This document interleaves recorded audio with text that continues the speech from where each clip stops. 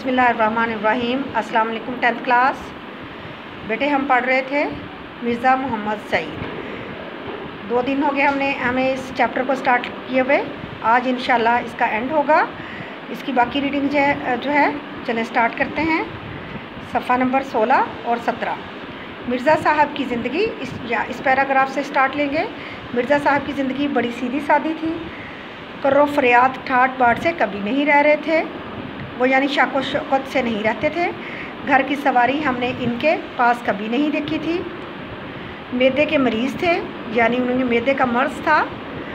पैदल ज़्यादा चलते थे, सुबह ज़रूर टहलते थे, रात को जल्दी सो जाते थे। खेल तमाशे, सिनेमा, थिएटर कुछ नहीं देखते थे। खुदा के फजल से घर का आराम उन्हें मुयस्सर था।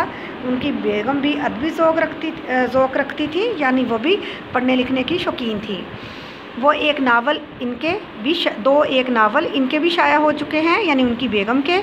औलाद सादतमंद थी, फरमाबरदार थी। बीवी सलीका शार, यानी वो थी वज़ादार खातून, अक्लमंद खातून थी। पेंशन इतनी कि बुढ़ापे में किसी की मोहताजी नहीं।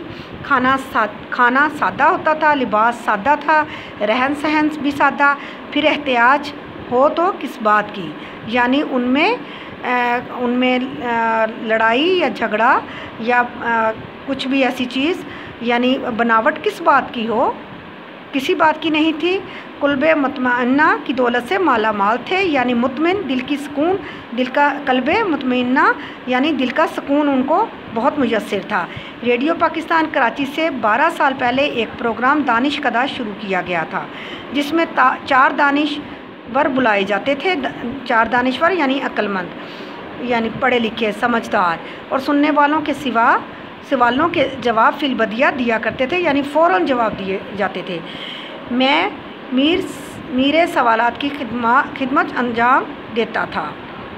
मेज़बान, यानी मेज़बान की खिदमत अंजाम देता था, जिसमें मैंने सोचा कि मिर्ज़ा साहब अगर इस प्रोग्राम में शिरकत फरमाना मंजूर कर लें तो इस प्रोग्राम को 4 चांद लग जाएंगे, यानी ये प्रोग्राम बहुत मशहूर हो जाएगा।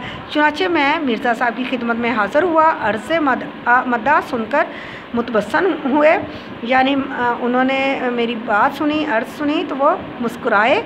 फरमाया, आदमी शोहरत के लिए कोई काम करता है या दौलत के लिए? मुझे ना इसकी ज़रूरत है ना उसकी, ना मुझे शोहरत की ज़रूरत है और ना ही दौलत की। मैंने कुदरी कर ली।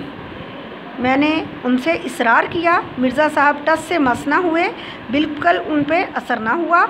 मिर्ज़ा साहब बहुत कायदे करीने के आदमी थे, जो कह देते उससे ना फिरते। क़याम पाकिस्तान से पहले जब मुस्लिम लीग ने ज़ोर पकड़ा तो मिर्ज़ा साहब ने सियासत में भी हिस्सा लेना शुरू कर दिया और सूबाई मुस्लिम लीग के सदर मुंतखब हुए और मुस्लिम लीग काउंसिल के मेंबर भी चुने गए। कराची यूनिवर्सिटी कायम हुई तो इसके मुशीर मुकर्रर हुए, और जब पाकिस्तानी अदीबों का गिल्ड 1959 में बनाया गया तो मिर्ज़ा साहब ही ने इसके पहले इजलास की सदारत फरमाई। मिर्ज़ा साहब बज़ाहिर अलील नहीं मालूम होते थे, यानी अलील कमज़ोर बीमार मालूम नहीं होते थे। कहरा डील, यानी एक पतले किस्म का उनका जिस्म था। उजला रंग, यानी खूबसूरत रंग, निखरा हुआ रंग, साफ़ रंगत के मालिक थे। कुशादा पेशानी, चौड़े माथे वाले, घनी भौंहों, यानी उनके भौहें जो थीं वो घनी थीं। भौहों के साए में बड़ी बड़ी रोशन आँखें थीं, उनकी बड़ी बड़ी आँखें थीं। रुखसारों की हड्डियाँ उभरी हुई, यानी जो जबड़े रुखसार थे, चीक्स जो थे वो उनकी हड्डियाँ उभरी हुई ऊपर को थीं। कुतरवा मूँछें, हंसते तो सामने के 2-4 दांत टूटे हुए नज़र आते, मगर बुरे ना लगते थे। दाढ़ी मुंडी हुई, दान पान से आदमी थे। 1930 में जब मैंने उन्हें पहली दफ़ा देखा तो उनकी उम्र 44-45 साल की थी। सन 62 में जब वो सन 76 साल के थे, वो 76 साल के थे, तब भी वो वैसे के वैसे ही थे। इन्हें ज़माने का शिकवा या सेहत की शिकायत करते कभी नहीं सुना। हंस कर बातें करते रहते थे। सुना है कि दिल्ली के जिन 2-4 नौजवानों ने सबसे पहले सूट पहनना शुरू किया था, यानी पेंट कोट। सूट क्या था? Pant coat. उनमें से सबसे नफीस यानी उम्दा सूट मिर्ज़ा साहब ही का होता था। مگر میں نے پچھلے 32 سال میں انہیں ہمیشہ شیروانی ہی پہنے دیکھا۔ انگریزی ان کا اوڑھنا بچھونا، مگر روب گانٹھے کے لیے کبھی انگریزی میں بات نہیں کرتے تھے، یعنی روب گانٹھنے کے لیے، روب جھاڑنے کے لیے، مگر ان کی گفتگو میں انگریزی کے الفاظ بالکل نہیں آنے پاتے تھے۔ 40 سال کی عمر کے بعد ہی ان کے دونوں ہاتھوں میں راشا آ گیا، یعنی ہلنے کی بیماری، جو راشے کی بیماری ہوتی ہے، گانٹھیے کی بیماری، کہ اکثر لوگوں کو یہ ہوتا ہے نا کہ ان کا ہاتھ اور بازو ہل رہے ہوتے ہیں، اس کو راشا کی بیماری کہتے ہیں۔ اس لیے لکھنے میں انہیں زحمت ہوتی تھی۔ خوش اخلاق اور خوش مزاج آدمی تھے، مگر زیادہ دوست بنانے کے قائل نہیں تھے۔ آپ بھلے اور اپنا گھر بھلا، آپ خود اچھے اور دوسروں کے لیے اچھا رکھتے تھے، اور اپنا گھر بھی ان کا اچھا تھا۔ موت برحق ہے، یعنی سچ ہے، برحق ہے، مرنا سب کو ہے، مگر مرنے میں فرق ہوتا ہے۔